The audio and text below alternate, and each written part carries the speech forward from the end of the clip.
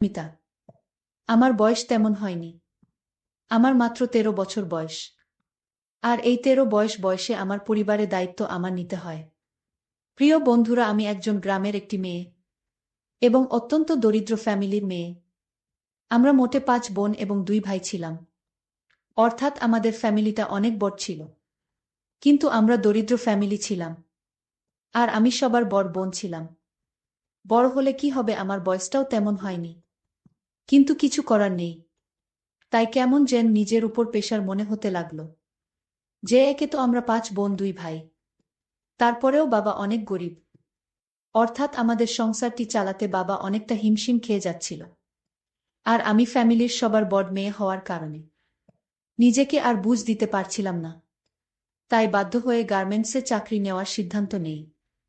এবং পরবর্তীতে আমি গ্রাম ছেড়ে ঢাকায় চলে যাই। একটি গার্মেন্টসে চাকরি করা শুরু করি। আর ওই গার্মেন্টসের একটি সুপারভাইজারের সাথে আমার খুব সুসম্পর্ক গড়ে ওঠে। যেহেতু দেখতে শুনতে আমি বেশ সুন্দর ছিলাম, সুপারভাইজার আমাকে চাকরির ক্ষেত্রে বিভিন্ন সুযোগ সুবিধা দিত এবং কিছু কাজ না করলেও ওভারটাইম দিত। তখন আমি বুঝতে পারলাম যে সুপারভাইজার কেন আমাকে এত সুযোগ সুবিধা দিচ্ছে। নিশ্চয় আমার প্রতি তার কোনো উদ্দেশ্য আছে। তা না হলে আমাকে এত সুযোগ সুবিধা দিত কেন? আরও তো অনেক মেয়ে আছে, তাদের তো কোনো সুযোগ সুবিধা দেয়নি। যেহেতু সে আমাকে অনেক সুযোগ সুবিধা দিচ্ছে, তাই আমি সবসময় ভাবতাম সে আমার কাছে কি চাইত। সে অনেক সময় বলতো, তোমার এত কাজ করার দরকার নেই, অন্য শ্রমিকরা তো ঠিকমতো কাজ করছে। আর কেউ যদি তোমায় কোনো কিছু বলে তাহলে আমাকে জানিও। আমি বুঝলাম সুপারভাইজার আমার প্রতি অন্য কোনো উদ্দেশ্য আছে।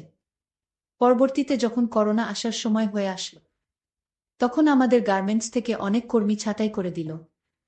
আর তার মধ্যে আমিও পড়ে গেলাম।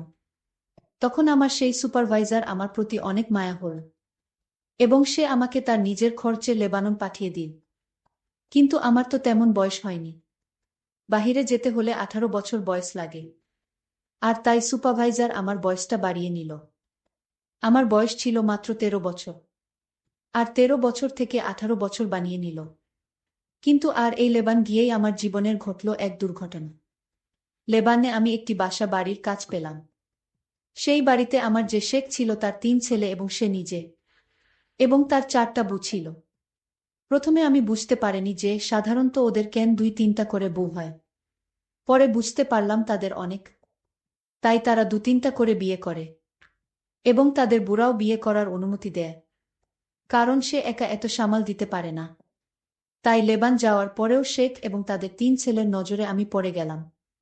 কিন্তু প্রথম টাইম আমি জানতাম না যে প্রবাসে সাধারণত মেয়েদের সাথে এরকম করা হয় এবং কিছু বলাও যায় না। যদি কিছু বলে দেই তাহলে বিভিন্ন রকম মিথ্যা মামলা দিয়ে জেল হাজতে পাঠিয়ে দেয়া। এ বিষয়টি আমি অন্যান্য প্রবাসী মেয়েদের থেকে জানতে পারলাম। তো যাই হোক বন্ধুরা, এরপরে আস্তে আস্তে সংযুক্ত আরব আমিরাত শেখ এবং তার ৩ ছেলের নজরে আমি পড়ে গেলাম। এমনকি তারা বিভিন্ন স্থানে বেড়াতে গেলে আমাকে গাড়িতে করে নিয়ে যেত। তাদের বুদেরকে বলতো যে ওকে দরকার আছে বিভিন্ন রকমের চানাস্তা বানানোর জন্য। এই বলে আমাকে বিভিন্ন জায়গা নিয়ে যেত।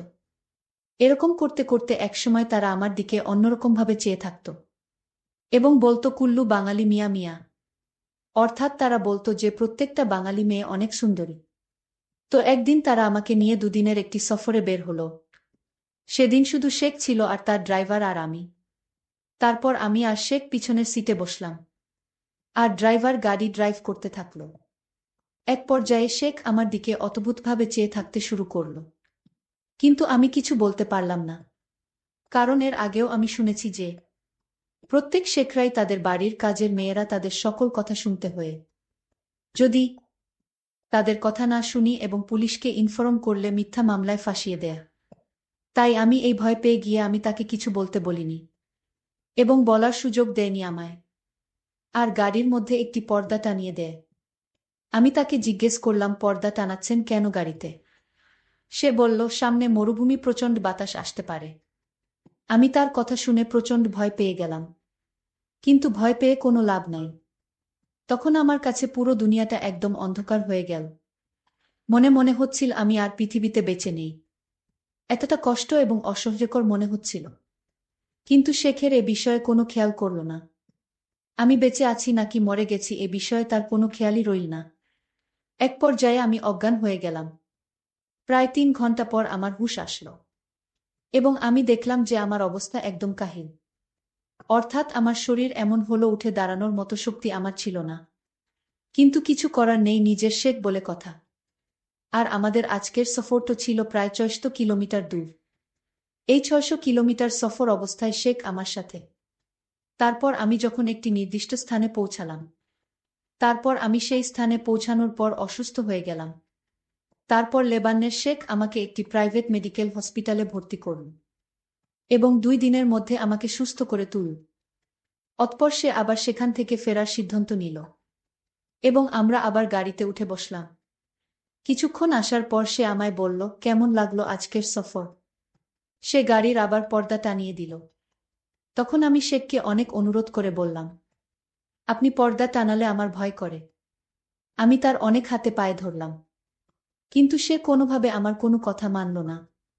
সে বল, দেখো তুমি এখানে চাকরি করতে এসেছ, তাই আমরা তোমাকে যেভাবে বলি সেইভাবে তোমার চলতে হবে এবং সকল কথা রাখতে হবে। আমি বুঝতে পারলাম শেখ আমার কথা রাখবে না। তারা যা বলে তাই মানতে হয়। তারা বলে সেখানে চাকরি করতে গেলে তাদের এটাই নিয়ম। এভাবে আমরা বাড়িতে আবার চলে আসলাম। কিন্তু বাড়িতে আসার পরও কোনো রেহাই পেলাম না, কারণ শেখের 3 ছেলেকে দেখে আমার অনেক ভয় লাগত।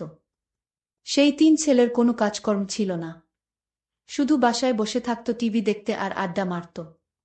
আর তার বাবার বড় বিজনেস ছিল। বাবা সারাদিন সে বিজনেসে সময় দিত। প্রিয় বন্ধুরা, যখনই তার বাবা দিনের বেলায় তার ব্যবসার স্থানে চলে যেত, আর আমায় তখন বলতো, এই বাঙালি আমাদের 3 ভাইয়ের কথা রাখতে হবে।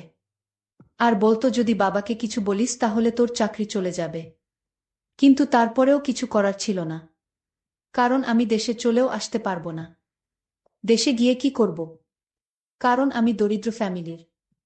বাড়িতে গেলে আমি আরও আমার পরিবারের বোঝা হয়ে দাঁড়াবো। তাই যাতে পরিবারের বোঝা না হয়, এজন্যই আমি চাকরি করতে চাই। প্রিয় বন্ধুরা, এভাবে সংযুক্ত আরব আমিরাতের শেখ এবং তার ছেলেরা আমার দিকে সবসময় এক অন্যরকম দৃষ্টিতে চেয়ে থাকত। সেটা আমার ভালো লাগতো না। কিন্তু ওরা বলে চাকরি করতে হলে তাদের সকল কথা রাখতে হয়। আমি তাদের ছেলেদের দেখে ভয়ে সবসময় লুকিয়ে লুকিয়ে থাকতাম। আমি বাসার সকল কাজকর্ম করে রাতে যখন রুমে শুতে গেলাম, আমার 2 দিনের জার্নিতে আমার শরীর অনেক দুর্বল ছিল, তাছাড়া অজ্ঞান অবস্থায় 3 দিন ছিলাম। কিন্তু শেখদের কোনো টাকা পয়সার অভাব ছিল না। যাই হোক, আমি রাতে প্রচণ্ড মাথা ব্যথা হচ্ছিল। আমি মাথার ব্যথায় যখন শব্দ করতে লাগলাম, তখন শেখের ছেলে আমার রুমে আসলো আর আমায় বলল, তুই কি বেশি অসুস্থ? আমি বললাম, আমি অনেক অসুস্থ। আমার প্রচণ্ড মাথা ব্যথা হচ্ছে। আমি তাকে বললাম, আপনাকে দেখলে আমার ভয় লাগে। আপনি চলে যান রুম থেকে। আপনি রুমে থাকলে আমি আরও বেশি অসুস্থ হয়ে যাব। শেখের ছেলে আমার মুখে এরকম কথা শুনে রাগান্বিত হয়ে গেল। আমায় বলল, আমার বাড়িতে থেকে চাকরি করিস? তুই একটা চাকরানী হয়ে আমার ঘর থেকে আমাকে রুম থেকে বাহির হতে বলছিস? তোর সাহস তো কম না। আমি শেখের ছেলের কথা শুনে ভয় পেয়ে গেলাম। আমি শেখের ছেলেকে বললাম, আমার ভুল হয়ে গেছে। আমি আসলে মাথা ব্যথায় আমার কোনো হুঁশ ছিল না, আর তাই মুখে কি হতে কি বলে ফেললাম। আপনি কিছু মনে করবেন না, আমি আপনার কাছে ভুল স্বীকার করছি। শেখের ছেলে তখন আমায় বলল, ঠিক আছে, আমি তোকে এ বাড়িতে রাখব, কিন্তু আমার কিছু নিয়ম আছে আর সেই নিয়ম তোর পালন করতে হবে। আমি তাকে বলেছিলাম, আপনার সকল নিয়ম আমি অক্ষরে অক্ষরে পালন করব। তাও আপনি আমায় এই চাকরি থেকে বহিষ্কার করবেন না। শেখের ছেলে তখন আমায় বলল, ঠিক আছে, আর রাত 12টা বাজলে আমার রুমে কিছু কাজ পড়ে আছে, সেগুলো তোর করতে হবে। আমি তখন শেখের ছেলেকে বললাম, দেখুন, আজ আমি অসুস্থ, কাল আপনার রুমের সকল কাজ করে দিব। সে তখন আরও রাগান্বিত হয়ে বলল, আমি বলছি, আজই আমার রুমে প্রচুর কাজ পড়ে আছে, সেগুলো এখনই তোর করতে হবে। মনে মনে চিন্তা করলাম, কেন তাকে রুম থেকে বের হতে বললাম? নিজের বিপদ নিজেই ডেকে এনেছি। আমি আরও একবার তাকে অনুরোধ করলাম, আজ আমার শরীরটা ভালো না, মাথা ব্যথা করছে। তখন সে বলল, আমার রুমে মাথা ব্যথার ওষুধ আছে, খাওয়ার সাথে সাথে ভালো হয়ে যাবে। এখন ঘড়িতে 11:30 বাজে। আমি আমার রুমে ওয়াট করছি। তোকে যেন 30 মিনিট পর আমার রুমে দেখি। আমি শেখের কথা শুনে বললাম, ঠিক আছে, আপনি যান, আমি আসতেছি। তারপর যখন রাত 12টা বাজল আমি ভয়ে ভয়ে তার রুমে গেলাম। আর মনে মনে চিন্তা করতে লাগলাম, আজ কপালে কি আছে কে জানে। যাই হোক, শেখের ছেলের রুমে গেলাম। তারপর তাকে জিজ্ঞেস করলাম, স্যার কি কাজ পড়ে আছে? তখন শেখের ছেলে বলল, আজ থেকে রাত 12টা থেকে শুরু করে রাত 4টা পর্যন্ত তোর এই রুমে ডিউটি। আমি শেখের ছেলেকে বললাম, দিনেও ডিউটি রাতেও ডিউটি, তাহলে আমি ঘুমাবো কখন? শেখের ছেলে বলল, ভোর 4টা থেকে সকাল 8টা পর্যন্ত। আমি যদি এখন মানা করি তাহলে হয়তো আমার চাকরি থাকবে না। আর তাই তার এই নতুন নিয়ম মেনে নেওয়া ছাড়া আমার কোনো উপায় ছিল না। আমি তখন শেখের ছেলেকে জিজ্ঞেস করলাম, আপনার রুমে রাত 12টার সময় কি করতে হবে? তখন সে বলল, আমি যদি তোকে বলি তুই শুয়ে থাক তাহলে তুই চুপ করে শুয়ে থাকবি, কোনো কথা বলতে পারবি না। আমি শেখের ছেলেকে বললাম, শুয়ে থাকলে কি আমার ডিউটি হবে? সে বলল, শুয়ে থাকার পর আমি তোকে যা আদেশ করি তাই তোর পালন করতে হবে।